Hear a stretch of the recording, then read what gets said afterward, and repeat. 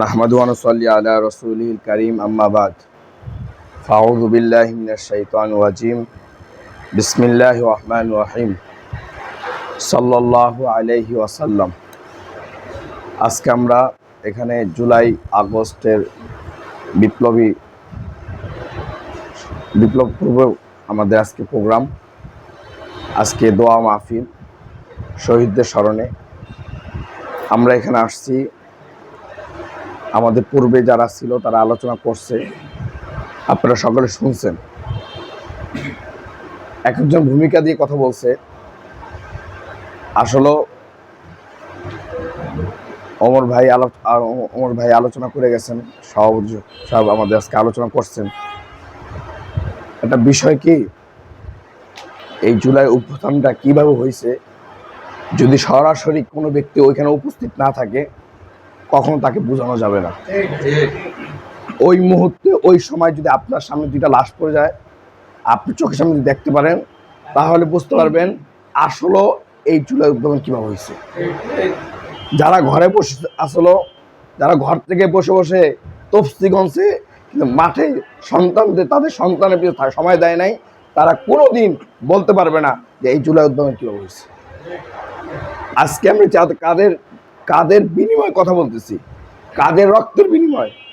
আবু সাইদ, মুগ্ধ, তারা কি পরিমাণ কষ্ট করেছেন, পানি পানি করে চিৎকার করছেন। তারপর চোখের ভিতরে যখন গুলি পড়লেন, গুলি ছিটা লাগলেন, তখন চোখে দেখলেন না, মাটিতে শুয়ে পড়লেন। আজকে তাদের রক্তের বিনিময়ে আমরা এখানে আসছি। আজকে যেই উদ্দেশ্য নিয়ে এই দেশ স্বাধীন হয়েছে, সেই দেশে খাড়িয়ে আমরা, যেই দেশের উপরে যাদের রক্তের বিনিময়ে খাড়িয়ে আমরা কথা বলতেছি, আজকে তাদের এই জুলাই যে তারা যেই কারণে শহীদ হয়েছে, যেই কারণে জুলাই আন্দোলন হয়েছে, সেই প্রকৃত যেটা আমাদের পাওয়ার দরকার ছিল, আমরা ন্যায় বিচার পাওয়ার দরকার ছিল, সেই ন্যায় বিচার পাই নাই। কারণ কি? কারণ হলো এই দেশে ফেসিবাদ একটা গেছে, আরেকটা বসেছে। এদেরকে যতদিন পর্যন্ত এই জায়গা থেকে সরাইতে না পারবেন, ততদিন পর্যন্ত এই দেশে কোনো দিন আমরা প্রকৃত বিচার পাবো না। প্রকৃত বিচার পাওয়ার জন্য পীর সাহেব চরমোনাই নিজের বুককে এই বুলেটের সামনে দাঁড়িয়ে বলছিল, হে নরপিশাচ, তোর আমার সন্তানকে উপর কেন গুলি করলি? আজকে কেন এই কথাগুলো কেন বলা হয়েছিল? কোনো দল তো তখন মাঠে ছিল না, একমাত্র পীর সাহেব চরমোনাই তার নিজের জীবনকে বাজি রেখে মানুষের বুলেটের সামনে দাঁড়িয়ে কারফিউ ভেঙে মোহতারাম নায়েবে আমির তারপর ময়দান ছিলেন। এগুলো ইতিহাস। আজকে যারা বড় বড় কথা বলে, যারা বড় বড় কথা বলতেছে, তাদের খোঁজ দিয়ে দেখবেন তারা ওই সময় গর্তের ভিতরে বলিয়েছিল। শুধু একমাত্র পীর সাহেব চরমোনাই মাঠে ছেলেদের পিছনে যখন দাঁড়ালেন, ছেলেরা বুক ফুলে বললেন, হুজুর আমাদের সাহস এখন দ্বিগুণ বেড়ে গেছে। এই জুলাই যুদ্ধার আজকে আমরা সেই শীর্ষক আলোচনায় সবাই আমরা বসছি। আজকে যদি ন্যায় বিচার পেতাম, আমার ভাই এই নারায়ণগঞ্জ বন্দরে যেইভাবে তাকে হত্যা করেছে, তার উপরে যেভাবে কুপাইছে, এটা কোনোদিন আমরা মেনে নিতে পারতাম না। বিচার লগে লগে বাংলার জন্য হইতো।